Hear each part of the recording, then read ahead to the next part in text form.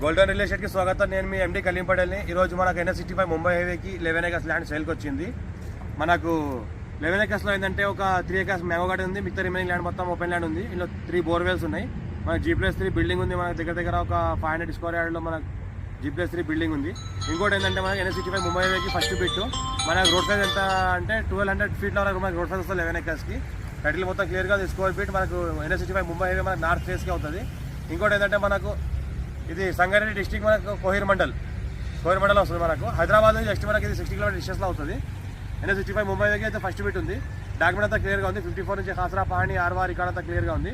ఇందులో ఏంటంటే మొత్తం pure red soil area, full water soil కింద మనకు 3 బోర్వెల్స్ ఉన్నాయి. ఎలక్ట్రిసిటీ మన ట్రాన్స్ఫార్మర్ ఉంది. ఇంకోటి ఒక 4 ఎకరాల దగ్గర ఓపెన్ ల్యాండ్ ఉంది. అట్లా ఏంటంటే మనకు క్రాప్స్ పండిస్తున్నారు, మనకు ఫుడ్ సంబంధించిన క్రాప్స్ పండిస్తున్నారు.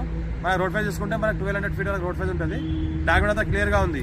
ఇంకోటి ఏంటంటే మనకు అర్జెంట్ సేల్కి ఉంది. Pure red soil area, clear title, స్కోర్ బి, డైరెక్ట్ ఫార్మర్, హైదరాబాద్ నుంచి నియర్ బై ఉంటుంది.